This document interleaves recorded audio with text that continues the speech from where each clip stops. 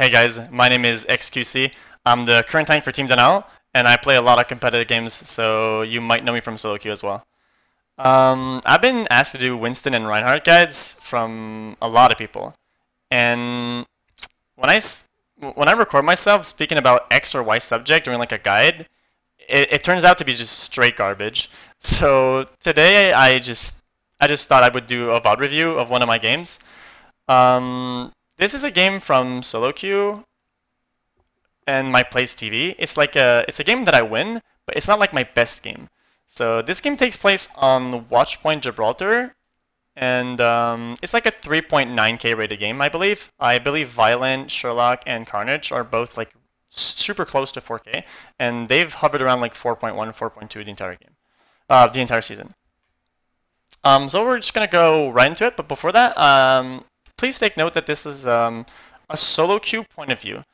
What I mean by that is that I can get much more done on my own in soloQ than in competitive games. And there's a lot of plays I can get away with in soloQ that I wouldn't do in like scrims or tournaments. So let's go. So I start up top on Watchpoint Gibraltar. This is just personal preference. I like starting up top. I don't know why. So I jump up top on the bridge. So there isn't really like a big reason I do that, except the fact that some teams and some players like to start up top and go for a drop-down fight. I've seen it happen, and it's really frustrating when you get caught by that. So I try to go up top and communicate if there's a lot of people, and they're going for it. So I jump up there, I see Hanzo and a lot of people, and Anna. As soon as you see the Anna bomb, you just back up. You can't do anything. The healing is going to be too intense, and I get out. They get a little bit of ult charges, but I get some myself. I just pushed a cart, and I see here, okay, I instantly reacted, because I see a scenario that I called an island. There's a lot of islands in Overwatch. There is one, I believe, on Anubis, on this map, maybe on Mbani as well, but I can't think of the others. An island for me is when there's a box or a place that people all stack up there, and they try to do something with their high ground, but they're all stacked up. So I see that right there, and I jump on top of it, and I'll try to do some AoE damage, I believe. And this is gonna give me a lot of ult charges and a lot of damage. So I jump up there.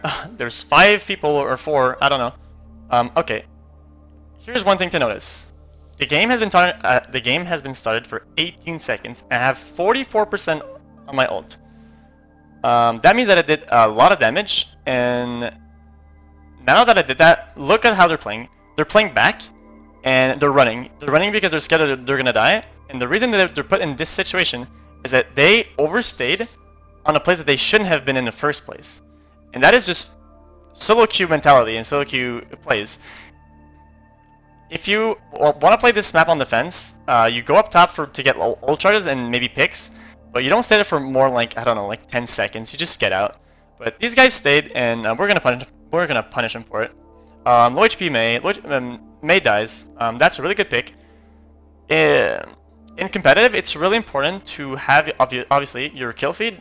Some people don't have it. I know at least one. Yeah, only one actually. So now we're 5v6, and they're running away. I see an opportunity to build some momentum, so I'm trying to get these guys in a pincer and just finish them off.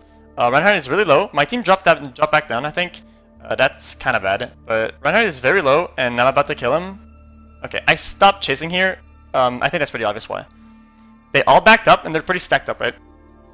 I have 200 HP, and I could maybe get the Reinhardt kill.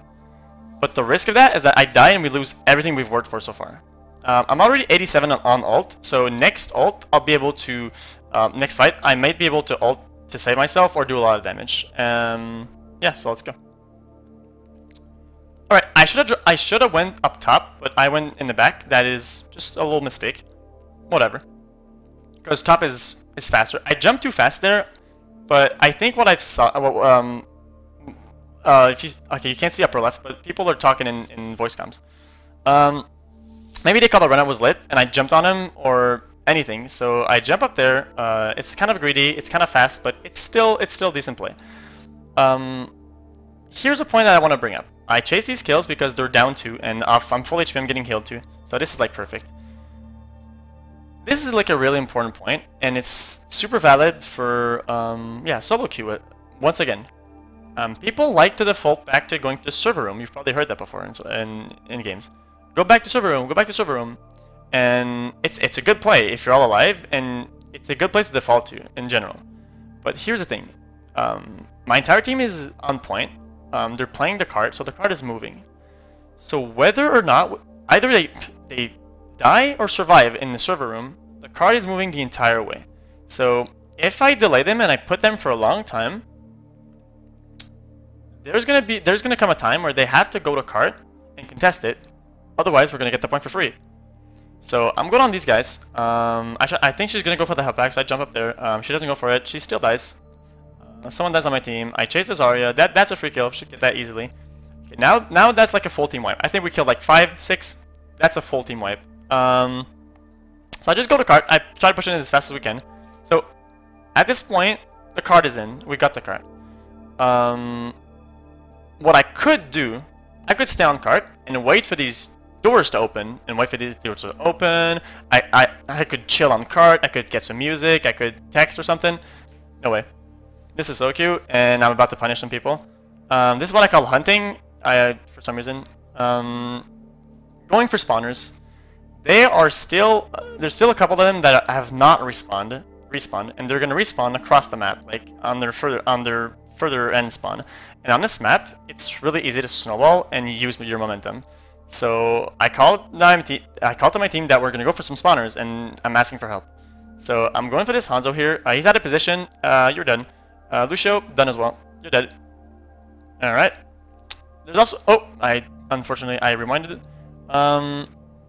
There's also a Reinhardt that spawned, and at this point, for them, it's better to either die or get out. There's the 2 scenarios that they have to do. To regroup faster and make sure that they have at least one push, one retake as a group of 6, as a team. But instead, this guy tries really hard to survive. He's getting healed by Ana, and I can't let that happen. They're both gonna survive if I do that. So I go on the Ana. She bombs herself. She gets Zarya shielded. That's like worst case scenario for me, because I'm purple now. What I mean by that is that my health bar is purple, which means that I can't get healed.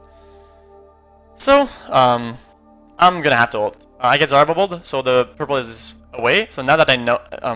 Little trick tip: when your purple is Winston, you won't get much from ulting. You won't get a lot of HP. You'll only get the extra HP, but you won't get healed. When you're not purple and you ult, you get healed, and on top of that, you get the extra HP. So I think I'm gonna ult here. I'm killing Diana. And here I try to get some more spawners. You see that the Ryan's HP, I should have probably went for him. I don't know if I will go for him. I go for push off the map. I don't quite get it, and he rates. We just at this point we gotta get out. We didn't do much. We got Ana, but we didn't do much more than that. I tried to press my lead, and I think I'll try again later. Okay, so I re-jump up there because I think I can get something done, but they switched. From Mei to Reaper and from Hanzo to Tracer. So Tracer got there really fast. At this point, I'm gonna have to get out with my HP, and I have 2 of my teammates on cart already. So I'm not gonna get healed maybe. So I just need to get out basically. There's a Reaper behind me. Yeah, he hits me really hard. I get out of cart. At this point, we've built an ult advantage. While we were doing damage to them, while we were doing all of that. All they did was die. They died, and actually died again. They didn't build any ult charges, and we have our ults. I believe I clicked tab at some point here, and I noticed that. Yeah, we have like 4 ults, and I used mine, so we had 5 ults, and they haven't used anything yet, and they haven't built anything yet because they switched characters. So we're just gonna go ahead and ult and clean up that fight really easily. This is just us queuing. This is just us clicking Q. This is us realizing that we've used quite a bit, way too much there, but whatever. This is us realizing that they don't have their ults, and we do. So we're just gonna click Q and win fight. It's the only fight we need to win to get the point. It's the only fight. So we get the N as well. It's a team kill, obviously, so that there's no more potential for retake unless someone goes really fast. Okay, Tracer comes in. Okay, I've already checked that game once, so I know that what's gonna happen here. There's just chasing around for a long time. Okay, chasing. This is all standard. This is just okay. Yeah, that's actually really bad. This is really bad. I should have let my team. Okay, so as Winston, I'm a really fast character. I go really fast because when I jump, I can get I can close distance really fast. So chasing a Tracer is not in my. It's just not a bad and not a good decision. There's no reason for me to chase her, but I still chase her. That's a mistake. We end up killing her. I get stuck. I save my Lucio. Okay. Okay. There's 2 of them that are dead right now. 2 of them are dead, and there can only be 4 alive. And right now, I see that we have vision of them because of Hanzo's Sonic Arrow. And there's 2 of them right there. So we're gonna keep hunting and get some more spawners. Let's go. I jump up there with my team. I see these 2 guys. Lucio, okay, you're done. Never mind, he ults. This is an incredible mistake. This is one of the worst things you can do. They haven't had one fight where they ult as a team and go forward as a team. They haven't done that once. And they still had the opportunity to do that and retake a fight and win. But instead, this guy decides that it's the right call to ult and save him and Zarya, and that's it. They saved nothing else. They saved just two people. And they're not even, the other guys are not even spawned yet. They're just saving each other. They're just saving themselves. So they've up their ult, and that means the next fight, if we fight 6v6, they won't have Lucio ult, and we might have ours. Who knows? Okay, we get sound barriered, and this guy goes for a Beyblade. Beyblade was in the last meta, which was Death Blossom and Nano Boost. That does a lot of damage, and I don't think anyone dies here because we saved ourselves. Yeah. Okay, I go for a jump on the. Okay, I missed jump again. So I'm gonna just use ult because I missed jump. Ana heals so much when she does her Ana bomb. I can't let her ult. I can't let her keep healing. And I missed my jump because that was mechanically poor. So I'm just gonna ult, and ult as Winston. It resets the cooldown on your jump, so it's not gonna be 5 seconds. It's gonna be 0. You can just use it right away. So I use that to get on her as fast as I can, and I juggle her poorly. I push her in a way that I shouldn't have, and I think I lose track of her completely. We still get her. I think we used Beyblade here or something because we just wiped the whole team. Tracer here. Tracer got slept on cart. Tracer dies. Rip Carnage. Okay. At this point, this is like a mistake for me, from me. This is what I could have improved. I think I'm talking to some viewers or whatever right now. I'm sitting on cart and doing absolutely nothing. I've just said what we can do. We can push some spawners, and I think the mistake here is that I'm gonna let these guys get out of spawn for free. If I wasn't next to the staircase, they had to contest, so they need to get out. But I could have done damage progressively from the staircase all the way to the cart. But instead, I just let them come in for free. Whatever. He doesn't have ult. He used it last time as a mistake. So now he's just dead. He's gonna pay for his mistakes, and he's probably gonna lose some rating for that. I killed the guy. There's also a Reaper. He rates. This guy's completely useless. We have a non-Zol coming in. That's a wipe. This guy is trying to play around cart, delay, whatever. You're done. Tracer comes in, bombs, nothing. Ana's on cart. Ana's done. Tracer's done. This just coming in. We clean him up. Okay. I think that's it. Yeah. Okay. So that's the end of the game. I want to do like a little summary at the end. This guy says xQc not salty because I usually like to communicate in games. I'm talkative, and when some stuff doesn't happen as well as it could, well, sometimes I get a little upset and I have a little reputation for it. But even in losing games, I usually take leadership and I try to make us win as best as I can.